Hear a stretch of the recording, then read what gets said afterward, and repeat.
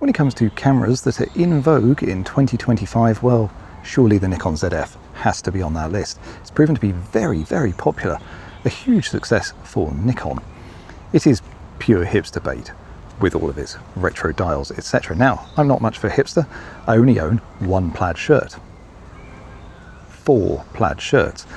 And I bought one anyway because I think it's the sort of camera that you have to own in order to really understand it, to experience it properly. And in general, I think the hoo-ha, the fuss that's been made about this camera is largely warranted. It's a very good, very capable camera. But I do have some complaints. 5, in fact.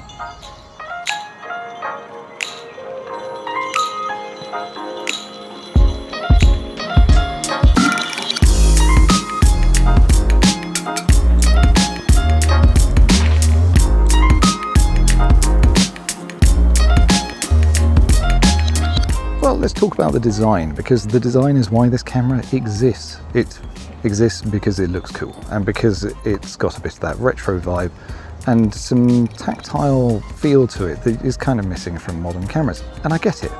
But the ISO dial is pointless, for me at least. I just don't see the need. It will be in this C setting for its entire life. It would have made a lot more sense to me to have the mode settings on it. This is a feature of modern cameras, and by relegating it to this switch, they've actually lost the ability to have custom preset modes. That's quite irritating, particularly when it comes to using the video features on this camera, if you are going to use the video features. I think that's a mistake, especially to replace it with a dial that will never move, on my copy of the camera at least. Secondly, the front dial over on this side is in the wrong place. This is because there is no grip on this camera, and you would have to hold the camera like this in order to operate that dial effectively. When you're holding it like this, like you're going to most of the time, you can't really reach it. It's in the wrong place. They should have maybe put it where the ZF bit is, or around the shutter button, something like that. It is, unfortunately, just not very useful. Now, I've remapped the controls that use it to the back dial. That works well enough, but yeah, it's effectively a bit pointless. And if you put an aftermarket grip on it, most of them kind of make it even harder to operate. So yeah, a couple of problems with the dial design on this at least.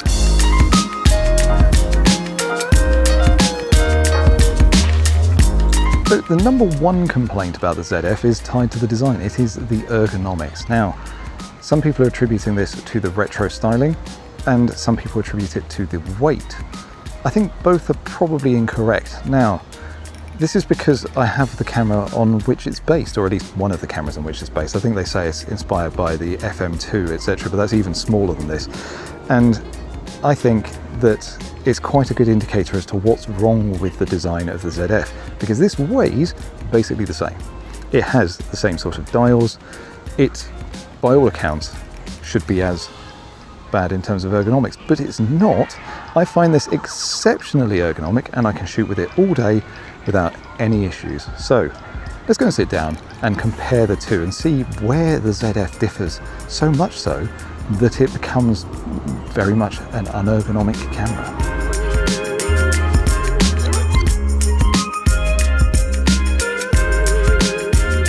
So when it comes to the build difference between these two cameras, it's actually quite strikingly different, more than I was expecting, because there's a bit of a trick happening with modern cameras to try and disguise how big they are.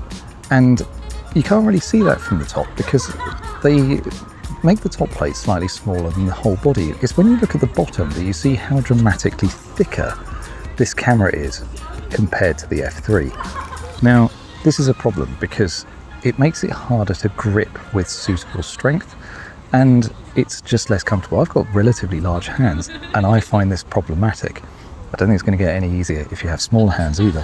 Whereas the F3, being very svelte and being very rounded on the ends as well, allows you to hold it kind of like this. You can get the little film leader out as well for a little brace. I find this very comfortable. You can hold it in a sort of a small few finger sort of hold like this, and I can do that all day. So the thickness is well, one of the two aspects as to why you can't do that on the ZF.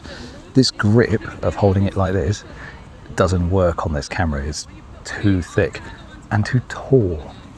It's quite a bit taller, in fact, not quite as dramatically so as the thickness, I think, but it's about 3/4 of a centimetre to a centimetre taller. And they've raised the shutter button too, and that was a mistake. On the F3 it's recessed and it's quite a bit lower, and I think that would have helped the ergonomics of this quite a lot, because it means you have to hold the camera quite high up in order to reach it, and then you've got fewer grip options available to you.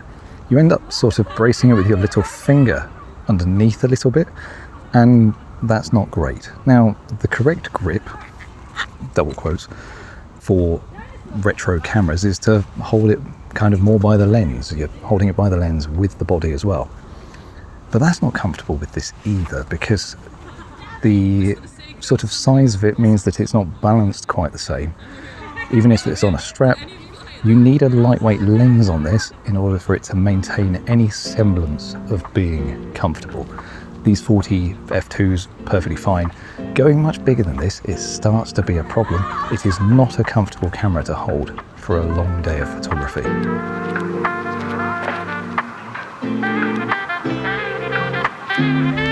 Before buying this camera, I did look at a lot of reviews, and there was one that kind of stood out to me, and that was that of Ken Rockwell, who I'm sure many of you are familiar with.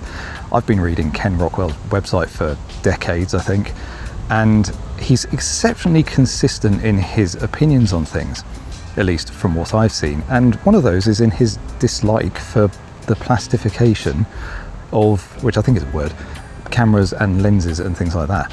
And he was the only person I saw who was very critical about the build quality of this camera. And he's totally right. A lot was made in the previews and promotional videos of this camera about the nice brass dials and the metal top plate, etc. Yeah, they're very nice. Shame the base plate is a really tacky plastic. Just doesn't feel very luxe. In fact, it feels like the plastic that they used on the dashboards of Renault cars in the 2000s. That very cheap plastic that feels like it's made from biscuit wrappers or something. It's rubbish. It sounds rubbish and it feels rubbish as well. It's even got a little do not recycle sign on it. I don't know if that was sharp on this. It's not great. And unfortunately, it extends up the side around the ports and onto the screen hinge as well. It's just not very nice. Now, if it's a weight-saving thing, they could have used a nicer plastic. If it's a cost-saving thing, well, it's a £2,000 camera.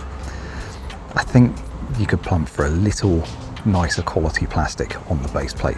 It's unfortunate, and it does spoil the feel of the camera to me. It's something that is not consistent with the cameras that it's supposed to be harking back to. So yeah, Ken was right.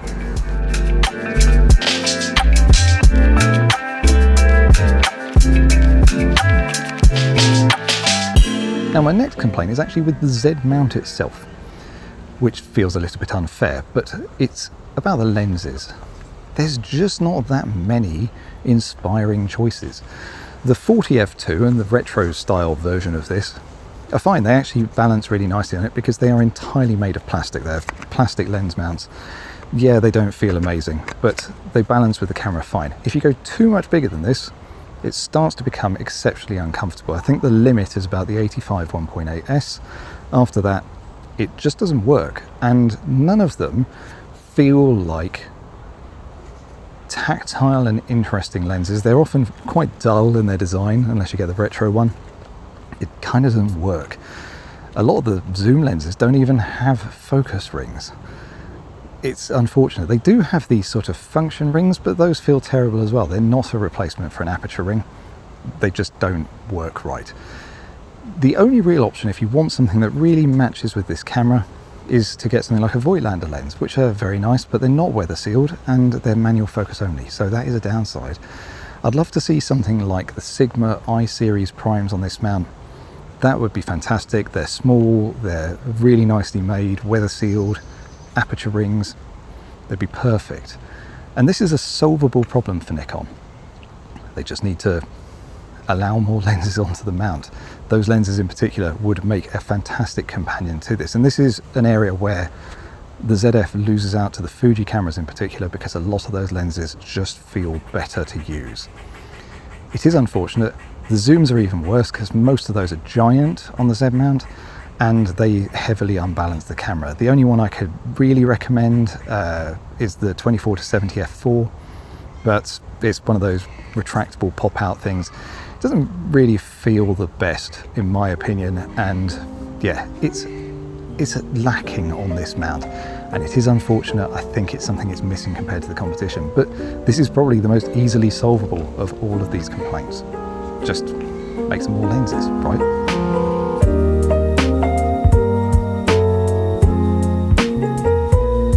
So my final complaint is also one of the reasons I bought the camera. Bear with me. It's the manual focus assist tools. They are really, really interesting, and if you don't know what they are, the camera can do AI subject detection and confirm when your subject is in focus when manually focusing, and it's awesome. It's such a convenient thing, particularly for street photography, where manual focus is still very, very useful in busy crowd situations and things. Autofocus tends to get confused, focus on the closest subject, etc. It's quite irritating. So manual focus in those situations is fantastic, and this is a big selling point of the ZF. But did you know it doesn't work with the vast majority of manual focus lenses? Except it does, but we'll get to that in a minute. If you want it to work out of the box, you buy one of those Voigtlander lenses, and it works brilliantly. It's one of the reasons they've been a fantastic pairing. A lot of people are buying those. It's a really, really good pairing, and it's a really nice shooting experience that's quite uncommon these days. I think it's the closest you're going to get to a Leica in terms of how it feels to manually focus, outside of Leica, obviously. But the problem is, if you want to use your old film era lenses, which are significantly cheaper and often excellent optical quality and basically bargains, it doesn't work. But there is a bodge for it, and this is where my complaint comes in, because this is just ridiculously unnecessary. So you take your film era lens, in this case the 28-50 f3.5, which I'm really enjoying for street photography. Check out my Oxford video for that. I think the link's on that side. So you get your F mount lens, for example, then you get your F to Sony E mount adapter, 25 quid, something like that. And then you get your Sony E mount to Nikon Z mount adapter, a lot more money. This one is by Newer, not a sponsored video. I bought this myself, and I'll cover this a little bit more in a minute. But it tricks the camera into thinking that this is an autofocus lens, because for the manual focus tools to work, the lens must have electrical contacts. But it clearly doesn't matter, because this works perfectly. It's actually awesome to be able to use lenses like this and have focus confirmation. It works perfectly. The calibration is spot on. It is accurate. It's insane to me that you need this weird stack of adapters. And Nikon can clearly fix this in firmware. I don't see why it's necessary. And even if they couldn't, they could update the firmware of the F to Z adapter to do the same tricks. So please fix this, Nikon. It is ridiculous that you have to buy a third-party adapter in order to adapt your own lenses to this camera for one of its major use cases. This is one of the things that people want to do with this camera, and it's insane that you need a stack like this in order to make it work. The newer E to Z Pro adapter here, very interesting. It actually has a weather sealing gasket, which is awesome if you're going to adapt Sony lenses to it. But the cool thing about this, in addition to the other things, is that you can attach it via USB to your computer. You can edit a text file on it, and you can tell it what lens is attached, and it will lie to the camera, and all the image stabilization will work correctly with it as well. Very, very cool. But Nikon, please fix this. It's just daft. I shouldn't have to do that. It should just be a setting in the camera to say ignore the fact it's not got electrical contacts. This works brilliantly, and it's an awesome selling point of the camera. So I'd love to see this fixed in firmware, or if not, fix it in your own F to Z adapter, update the firmware on that and allow it to do the same sort of tricks. It is ridiculous that you have to do this. So this is a complaint, but it's also a selling point of this camera. When it works, it's a very unique experience, and it's very, very fun. Well, that's it for this video about the Nikon ZF. I'm running out of batteries, memory cards, and energy, frankly, at this point. Let me know your thoughts down below, though, because would you buy this camera? Have you bought this camera? Have you tried this ridiculous stack of adapters? I'd love to know how you get on. have you got some of those Voigtlander lenses, stuff like that.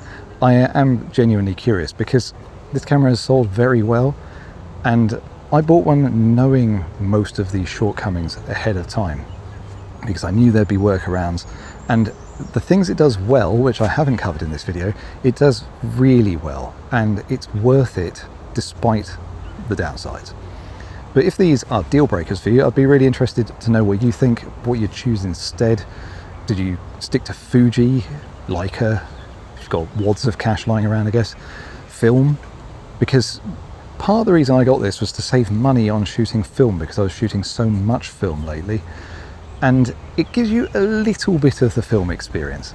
Not a lot, but one of the upsides to it is now with this insane adapter stack, I do get the film era lens feel, and that's nice. It does feel better, but it's obviously still somewhat ridiculous. So anyway, let me know your thoughts. I'll see you next time. I'm going to go and do some street photography while it's still a bit sunny. So catch you later.